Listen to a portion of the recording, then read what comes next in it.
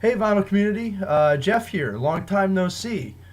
Today I wanted to shoot a vinyl update. I was looking on my channel, and actually the last one I shot was in June of this year.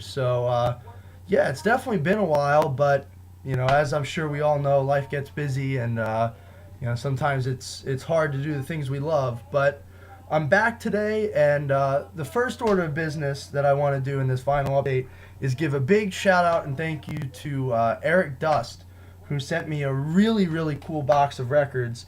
And one of the records in that box we're listening to right now, which is Them Changes by Buddy Miles. And this is a record I've actually wanted for a while. I've seen other people post this on Facebook, and I've heard other people talk about it, and I just never managed to get myself a copy. So listening to it for the first time right now, and thank you so much for sending this, Eric. Eric also sent me a whole stack here. So again, yeah, thank you so much for sending these to me, Eric. This one I listened to earlier today, View from the Ground by America. And I know, some of their hits from the 70s, but I never actually listened to any of their albums. And this has some really good cuts on it. Some not so good cuts, but some definitely very good cuts on it. So definitely a decent listen. I'm sure that this is something that you could find relatively cheaply if you're into that sort of thing. So yeah, very cool to get that. A couple Edgar Winter albums here. Roadwork, Edgar Winter's White Trash, with Jerry LaCroix, Rick Derringer, and Johnny Winter. And I actually, I know, like, what's the one song? Frankenstein? I think that's Edgar Winter. Maybe it's Johnny Winter. I don't even know. But I actually really don't know a whole lot of Edgar Winter stuff, so I'm really looking forward to diving into these. He also sent me this one, which it looks like this is one of those twofer compilation things with two records on it. It's a double LP. So yeah, thank you again for sending me all this stuff, Eric. I really appreciate it. Next one in the stack here is Stand Up by Jethro Tull. And I already have this record. This might be an upgrade, it might not be, but either way it's got the pop-up. So, I mean, how can you go wrong with that? Chimera by Bill Nelson. I don't know anything about this record, and I haven't had a chance to look it up yet, but definitely looks interesting. It looks, I mean, just purely aesthetic, it reminds me of like a David Sylvian record or something like that. Like, it looks like 80s like art pop to me, but yeah, we'll see if that's actually what this is. But thank you, Eric. Another one here, Wild as Dreams by Saga. And I like this band a lot. Even in one of my past videos, I talked about another one of their 80s records. I don't remember what it's called, but even during their, more pop-oriented phases, I think these guys still wrote some really good songs. So it'll be interesting to hear that one. Next one here is B.B. King in London. And I noticed there's a bunch of big names on here, even including Ringo Starr. So that's pretty cool, and you can see it's at Abbey Road there. Now, I actually really have not listened to anything by B.B. King, so this will be a cool starting point. Eric also sent me Open Strings by the Jean-Luc Ponty Experience. This is another one I don't have. So, and I actually, at this point, I thought I had almost every Jean-Luc Ponty album. So, very happy to get a copy of that. Weeds by Brewer and Shipley. I think I have one other record by these guys, but I don't. It's been a long time since I've heard it, for sure. But yeah, really cool to get this. I think these guys are folk rock kind of stuff. So looking forward to checking that out. Here's an album by Graham Nash and David Crosby, and I didn't know that they actually did anything together like this outside of Crosby, Stills, and Nash. And I've been listening to the Deja Vu album actually a fair amount at school recently. So really looking forward to diving into that. Now, next one here is a Johnny Winter. I think this is a double album. Yeah, this is a double album too. So, yeah, again, really looking forward to discovering Edgar Winter and Johnny Winter, because just one of those things I just never managed to really get around to. Eric also sent me a copy of Enigmatic Ocean by Jean-Luc Ponty. This is a fantastic album. I already have a copy of this, but very much appreciated. This is a great fusion record for anyone that hasn't heard it. He also sent me a copy of Tusk by Fleetwood Mac, and I already have a copy of this, but my sister is really into this era of Fleetwood Mac, so I think this will make a really nice gift. So very cool to get a copy of that. Then the last one here is Love, Devotion, Surrender by Carlos Santana and John McLaughlin. And like 2 years ago, my local record store had like this free record day thing. And I got a copy of this that was just absolutely torn to shreds. I've been meaning to upgrade it since then, and this is a really, really nice upgrade. So that's everything Eric sent to me. So thank you so much for sending all that stuff my way, Eric. I really, really appreciate it, and I look forward to diving in. Now, the rest of the records I've got to show here, and there are a bunch, are things I've been sitting on for a long time and just, finally digested and listened to a fair amount, and I'm ready to talk about. But, yeah, just with being at school and everything, I haven't really been buying many records lately.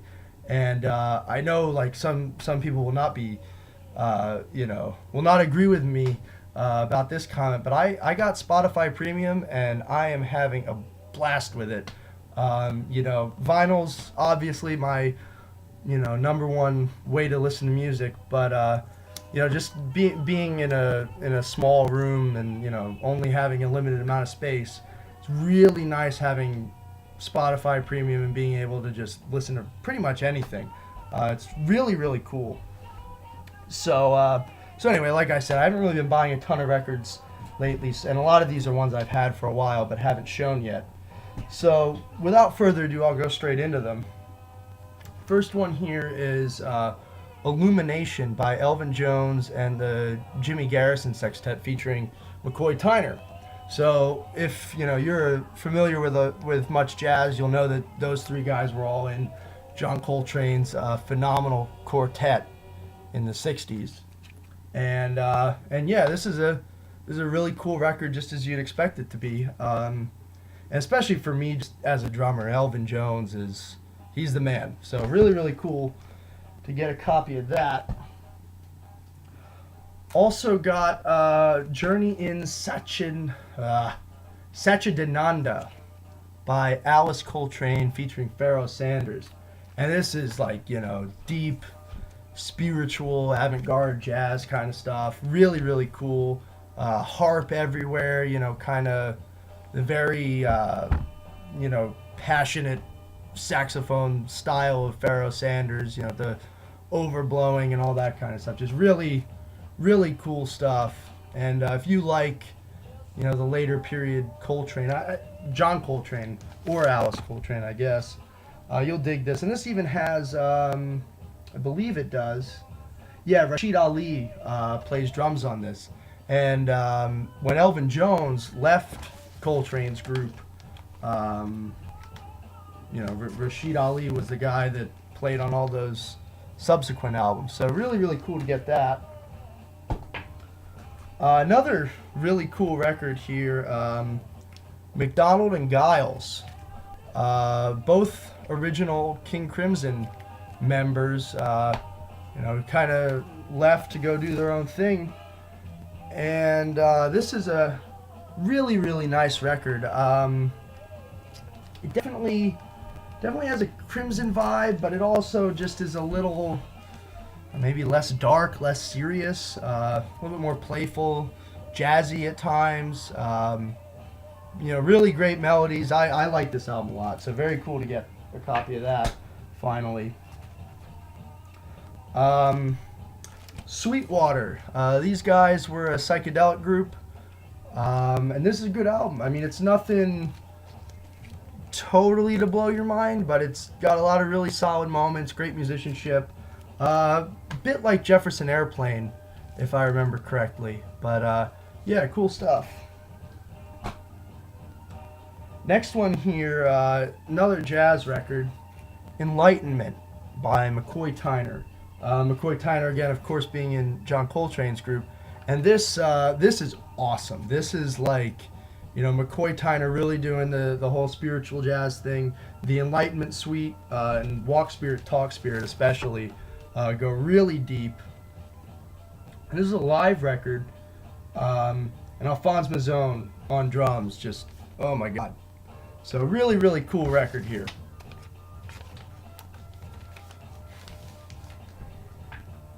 Actually, I'm pretty sure McCoy is still, I think he's still playing. I think he's still touring, which is really cool. Correct me if I'm wrong, I'm not sure, but I think he's still active. So really, really cool. Changing gears a little bit, Rhapsody in Blue and An American in Paris by George Gershwin, conducted by Leonard Bernstein.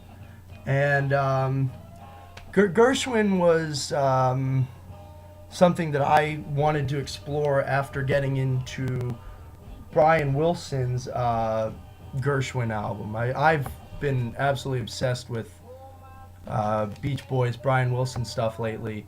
And, I know one of his biggest influences, Gershwin. So yeah, I listen to this a fair amount. I definitely like Rhapsody in Blue a little bit more than American in Paris, but both are really great listens. And then I don't have any point of comparison, but it's my understanding that these Leonard Bernstein versions are kind of the way to go with this stuff. So really nice to get that, and I only paid $1 for that a long time ago. Speaking of Brian Wilson, I got this copy of That Lucky Old Sun, which is a solo record of his from 2008. And this vinyl copy was, pretty much brand new, and it only was like $5 or $6. So really, really nice to get that. Now, this was released right after Brian Wilson put out his Smile album in 2004. And you can definitely tell that was still a little bit in his system. This has it has a conceptual feel. Van Dyke Parks actually wrote some poems that are used as spoken word sections. So this is a really cool album. I think like a lot of Brian Wilson's solo projects, I think that, there's some great moments, and then there's some moments that are a little bit less interesting. But on the whole, it's Brian Wilson. It's got great harmonies. Really, really cool stuff. And I actually saw him do Pet Sounds a couple months ago live, which to me was just, such a blessing to be able to see Brian Wilson live, especially since I'm 20 years old. And just to see a hero of mine from that era doing his thing was awesome. So let's see, another classical record I got here, conducted by Leonard Bernstein, is Gustav Mahler's Das Lied von der Erde. Maybe, I don't know how to read that 100% for sure. But in any case, this is really cool. I've been getting into Mahler a little bit.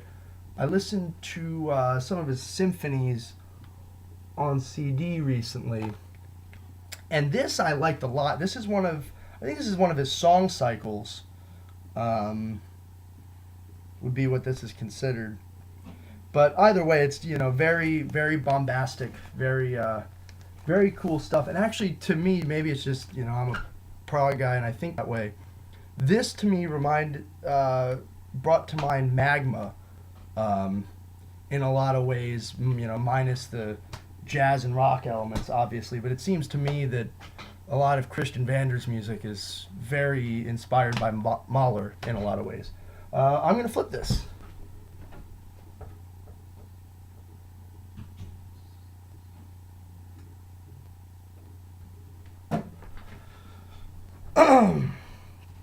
Next one here, actually this is fitting because I believe today is Anthony Phillips' 65th birthday. So happy birthday, Anthony Phillips.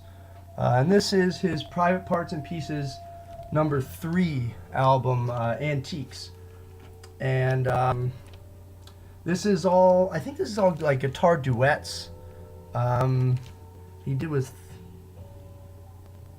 yeah, so another guy, Enrique Barro Garcia, also plays guitar on here. So a lot of it is, kind of, in the vein of the previous 2 Private Parts and Pieces albums from Anthony Phillips. But it definitely has its own flavor. And if you're into that sort of thing, definitely check this out. Also got a copy of Pastels by Ron Carter. Ron Carter is a bass player, and this has a lot of really cool stuff on it, but unfortunately, if I remember correctly, the orchestrations are definitely a bit overbearing on this. The songs are good, there's some cool stuff, but I remember thinking that the orchestrations on this were a bit heavy-handed, but either way, decent record if you can find it for cheap. Also got a copy of In Crowd by Ramsey Lewis Trio. And if you know Ramsey Lewis, you'll kind of know what to expect here. Piano, bass, drums lineup, kind of, definitely more on the, easier side of 60s jazz, or I guess, was this a 50s record? I actually don't know. But in any case, it's not a, particularly engaging listen. It's a little bit more, to me, a lot of this feels a little bit more like background music than some of the jazz that I'm a little bit more into. But definitely good stuff, great musicianship, lots of strong ballads on here and stuff. So, good album. Another one I got here is Pete Barden's Scene One Earth. And if I remember correctly, this is like very, as seen on the cover, I guess, very spacey, kind of synthesizer-oriented prog rock. So, and I think I've only paid $1 or $2 for this. So, very good addition to the collection. We got this here, Introspection by, I never know how to say his name, Thijs van Leer, maybe? I don't know. But anyway, he was the front man in Focus. I guess still is. I think Focus is still around. They had an album come out a few years ago, I think. But in any case, this is a solo record of his. He does some classical stuff, playing some Bach on here, as well as some of his own compositions. And it's nothing to blow your mind or anything, but it's definitely a decent record if you're into Focus. Another one I got here is Surf's Up by the Beach Boys. And this album is generally really, really good. It's got Student Demonstration Time by Mike Love is not a good song in my opinion, but the rest, there's some things on here that are just outstanding, particularly the last 2 songs. Surf's Up was originally part of the Smile Sessions, and then, we all know what happened with that, and it ended up being released on this, and that song is just absolutely magnificent. And Till I Die is another fantastic Brian Wilson song too. So I paid $1 for this actually at a flea market, and the record plays great. So really, really happy to have that. Next up here, Equinox by Jean-Michel Jarre. And probably need to listen to this a little bit more. I don't think I gave it enough time to really sink in. But yeah, kind of soundscapey, electronic, sequencer kind of stuff, ambient. Good album if you're into that sort of thing. As far as I know, this is, relatively common and easy to find. So very cool to get that. Touch by John Clemmer. This is one of those records, it's fusion, but way on the smooth side of things. Not bad, good musicianship, decent songs, but if you know what to expect here, it's definitely not gonna do anything that really surprises you too much. What's another one here? Got some Thin Lizzy with Bad Reputation, and yeah, I mean these guys are badass. Not totally my thing, you know, but really solid hard rock. Excuse me, great guitar solos, you know, hooky songs, you know, it's really well produced, well put together hard rock. Along a similar vein is No Place to Run by UFO. Again, you know, well put together hard rock, nothing to complain about here. Also got Twice Removed from Yesterday by Robin Trower. And this is, you know, one of those classic era Robin Trower albums. You know, power trio, doing kind of bluesy, kind of psychedelic rock. You know, with a bit of a Hendrixy vibe. Definitely a cool record, and like I think most of the Robin Trower albums, it's not too expensive or hard to find. So very nice to get that. Here's one. I only picked this up because it was $1. I don't really know a whole lot about this band, The Mission. If I remember correctly, it's kind of, you know, goth rock, Sisters of Mercy kind of stuff. Not bad. I remember enjoying this record. Definitely probably need to hear it again to really digest it more. But yeah, very cool to find this for $1.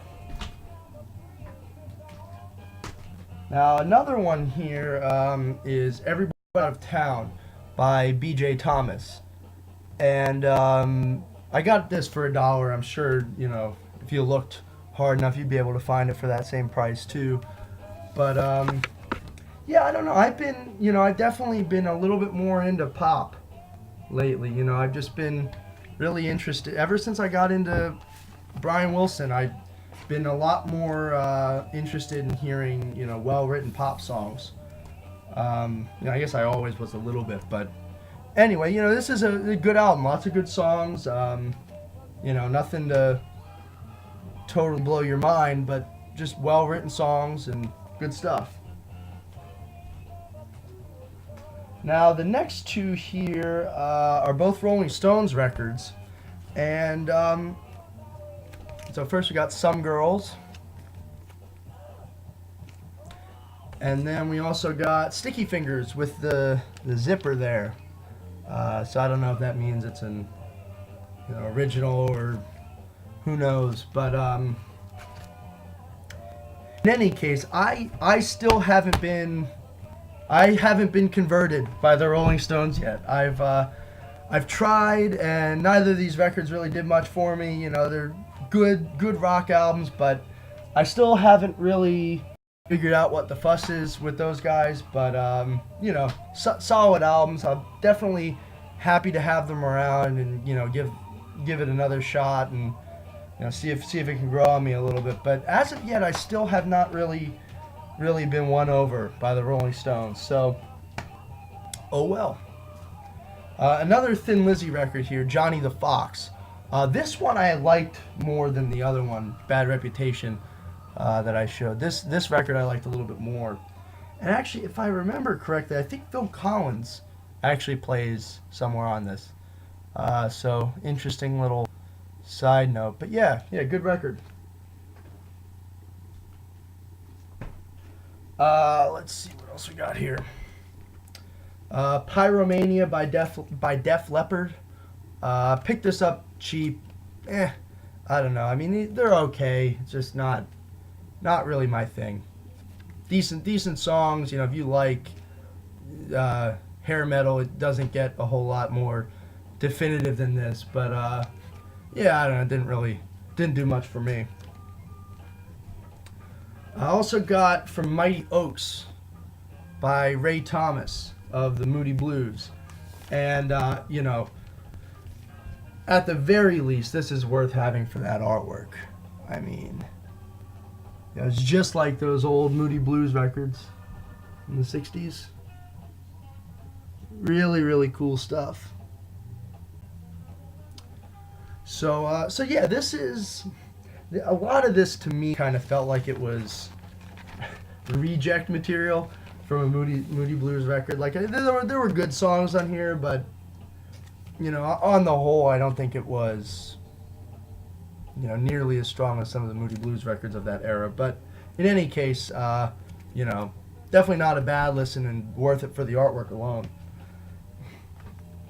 Got another Ramsey Lewis here that I picked up cheap, and this is it's kind of same vein. If you know if you've heard some Ramsey Lewis Trio stuff, you'll know what to expect from this. But good performances all around, and that's a live one too.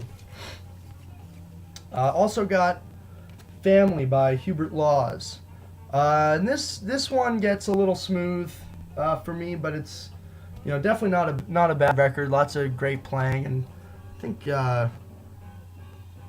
Nathan East on bass.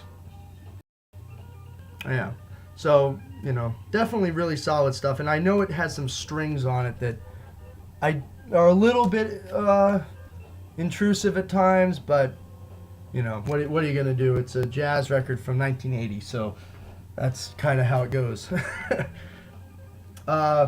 Also got A La Carte by Triumvirate, and this was their late 70s, sell out a little bit, try to make it in a different market kind of album, and it's not bad. It's just not up to par with their earlier stuff. But if you see it cheap, I paid. It says $5 on here, but I think it was even less because I got it on sale. But yeah, it's not bad, but nothing to really write home about either. Also got a copy of No Earthly Connection by Rick Wakeman, of course the keyboard player from Yes. And this isn't one of his best albums, but it's not bad. Very bombastic symphonic prog stuff. Yeah, not bad.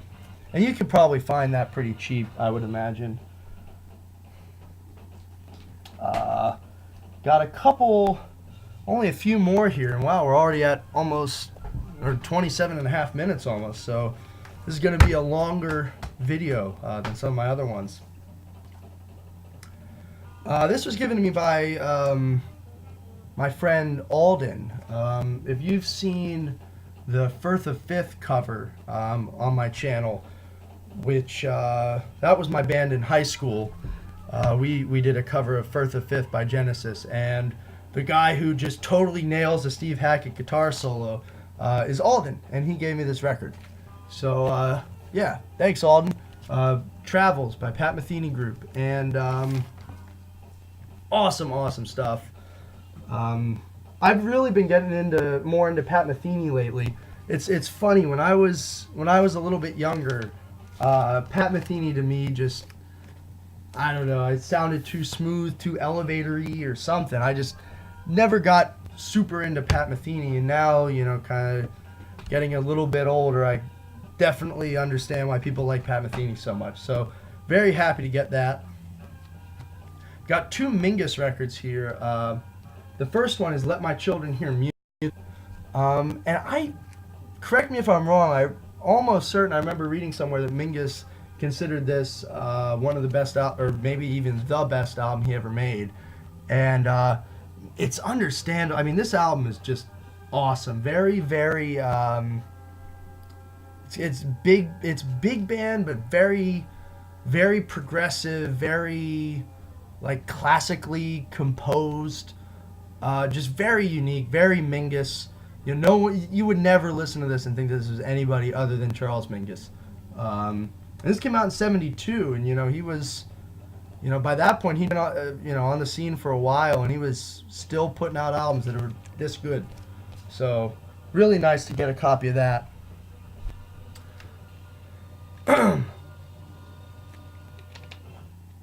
And the other Mingus record I got here is Mingus in Europe, Volume 1.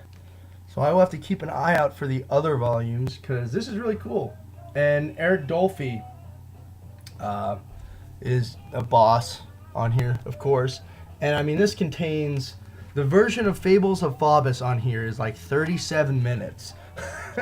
And they go deep with the solos, and it, it really goes pretty far out. And yeah, awesome stuff. Live Mingus is awesome, and very happy to get a copy of this. And the last and most significant album I've got to show here is The Mighty Snow by Spock's Beard. And man, what a hell of an album this is. It's a triple LP, actually. So I'm just gonna talk about this a little bit. Spock's Beard, for those of you who are not familiar. Oh, and it's on really nice clear vinyl. Spock's Beard, for those of you who are not familiar, American prog group started in the 90s by Neil Morse and his brother Al, and then Nick DiVirgilio, Dave Maros, whole squad. But in any case, they especially when Neil Morse was the front guy, they put out some just really phenomenal albums, and this to me is kind of their definitive statement in a way. Just crazy good concept album. If you like The Lamb Lies Down on Broadway, Tommy, Quadrophenia, all that stuff, there's no way you're not going to love Snow. Just really awesome prog rock. But in any case, Neil Morse, over the summer, he does this thing every year now called Morse Fest, where it's held at his church in Tennessee, and it's just an intimate show at his church. And what he did this summer was he got together this lineup of Spock's Beard along with the current lineup of Spock's Beard, and they did Snow in its entirety for the first time. And I went, and it was really cool to see that. And then actually later in the summer, I went to I don't know if you saw the Ekelin drum video that I posted a little while ago, but that was an audition for Neil Morse's Radiant School of Art. And the whole idea with that was it was me and a group of like 6 other people that got selected. We went down to Neil Morse's home studio where he records all of his projects at this point. And he just kind of showed us the ropes a little bit as to how he approaches songwriting and what he does in the creative process. And then we all got to write pieces and play them, and I got to play on Mike Portnoy's drum set, and it was really cool. It was just an awesome experience. I learned a lot from it. But yeah, so it's been a summer of Neil Morse for me in a lot of ways, between going and seeing Snow and then going down to his studio and doing the Radiant School of Art. But yeah, it was awesome. And if you get a chance too, the new Neil Morse band album, Similitude of a Dream, is fantastic as well. So yeah, really great album here. And then the new one's great too. I have it on CD, but I do not have a vinyl copy yet, but I might at some point. Maybe. We'll see. So I guess that wraps it up for today. 33 and a half minutes. So I think this is the longest video I've ever posted here. So I guess that means something. So thanks to everyone for sticking around, and I will see you all next video. And have a very good holiday season.